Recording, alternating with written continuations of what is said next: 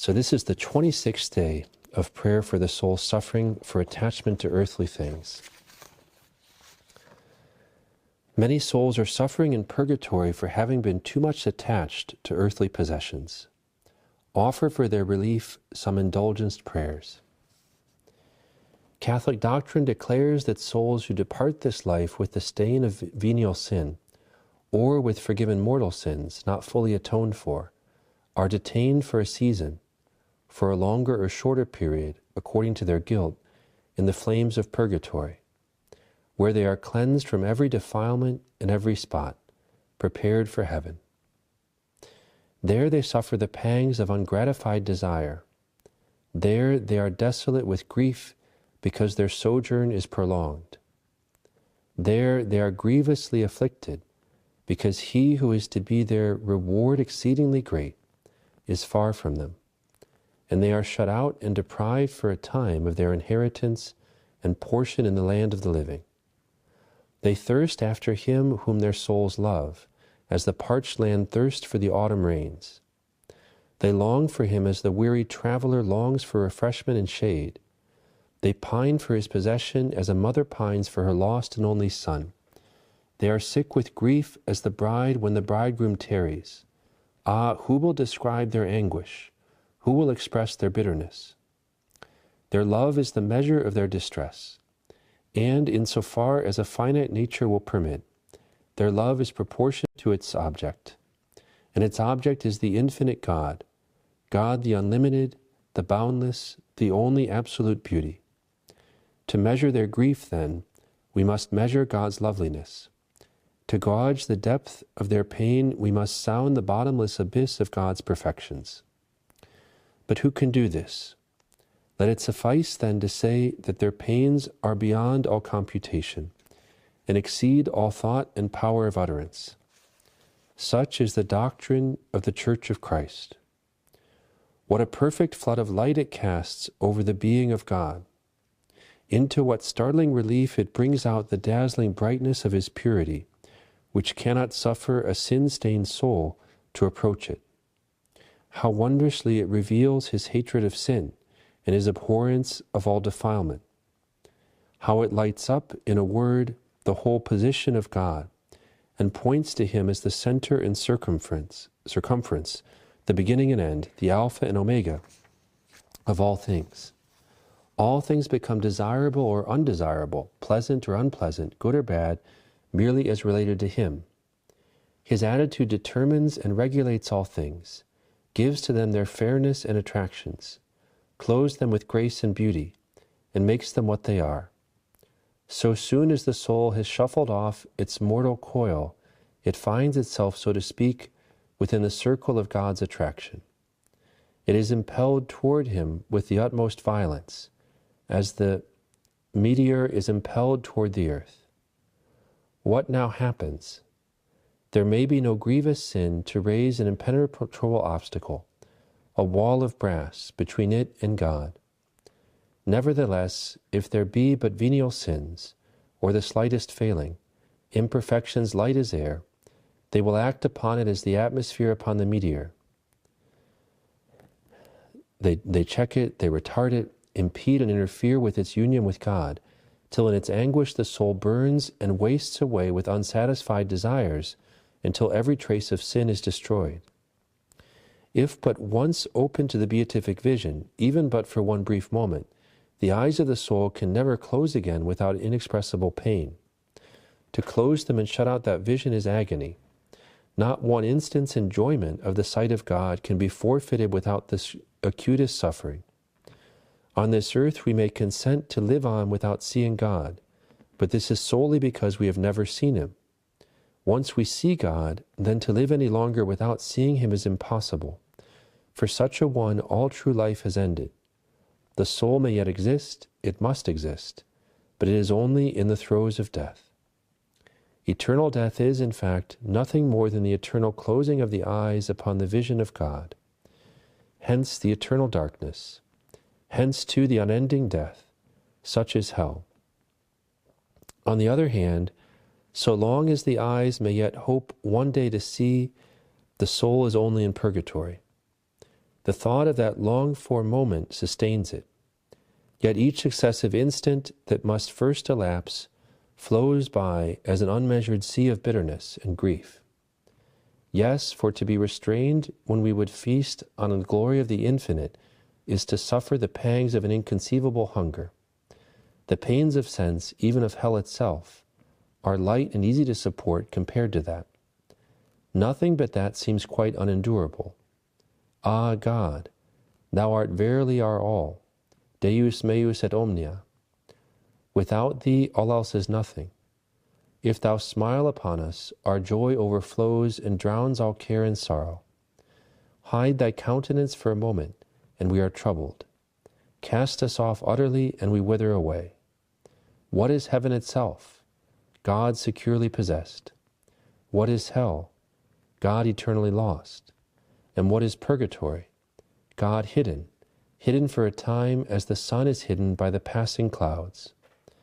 When God is thus hidden, then the soul is deprived of light and warmth, and beauty and comeliness, as the earth is deprived of beauty when night lies thick over mountain, plain and valley. We may aid our suffering brethren by our prayers and sacrifices. These imprisoned souls are no strangers to us, but most dear and honored friends. Heresy, thank God, has built up no impassable barrier between us and those we once knew and loved, and who have now passed away. They are still our friends, yea, more our friends than ever, and we may still extend toward them a helping hand in the hour of their trial. Let us hearken to their cry, "Have pity on me, at least you, my friends," and do our best to succor them. And now this beautiful story of conversion.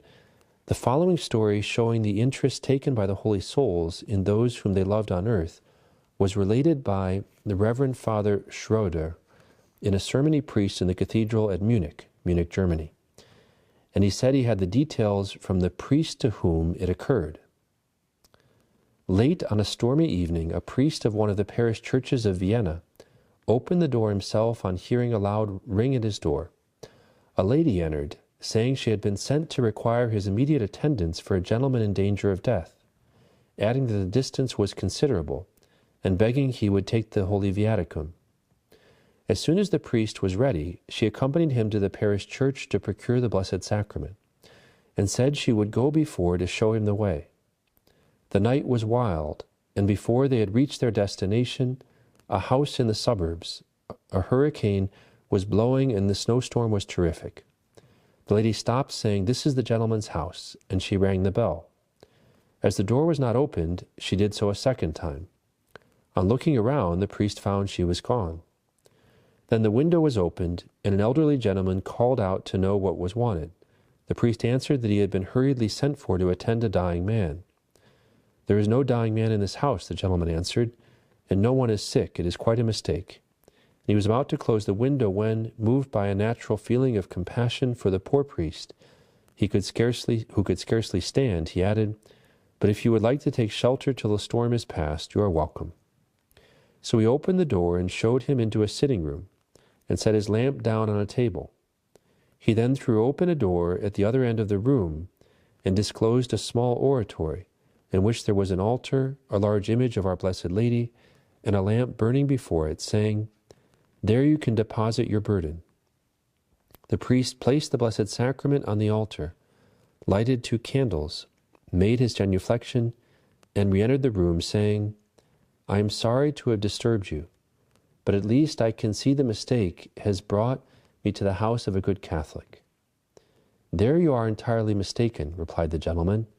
"I am an unbeliever, and glory in so being.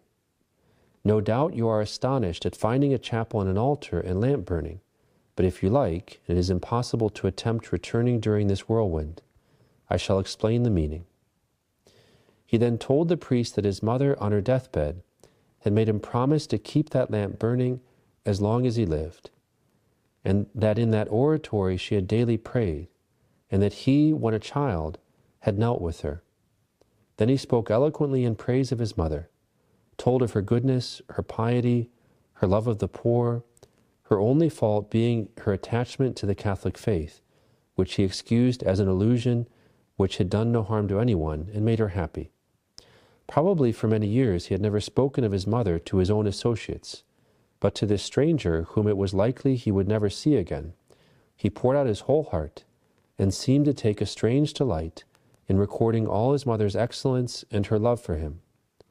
How she always said, "Hans, my son, I shall never cease begging Our Lady for your conversion." And when dying, she said that, when in the presence of God, it would be her first prayer that he might return to the faith. The priest, well versed in the science of souls, questioned him and lured him on to talk. He told him how he had once been a good Catholic, how he had discovered that religion was all nonsense, what a life he had then led, how he had grieved his mother, for which he was sorry, adding that the least he could do was to remain faithful to his promise. And though he never looked at the altar, he took care the lamp should be kept burning all through these years, for she had been long dead.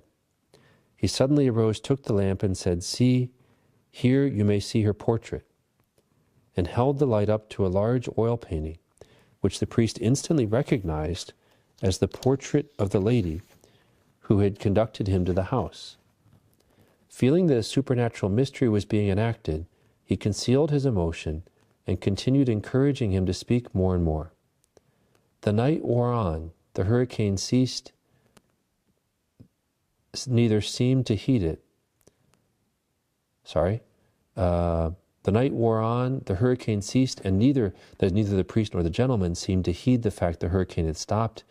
And to bring the story to a close, by 3 o'clock, the penitent was kneeling at the priest's feet, bathed in tears, making a full confession of his whole life, and in such good dispositions that the priest gave him then and there Holy Communion at his mother's little altar. They stayed some time longer together, and before dawn the priest took leave, promising to return on the following day and pay him a visit. He kept his word, but on arriving at the house, he heard that the gentleman had died. He had been found dead in his bed that morning. We may suppose the priest thanked God very fervently for the wonderful grace he had granted that soul.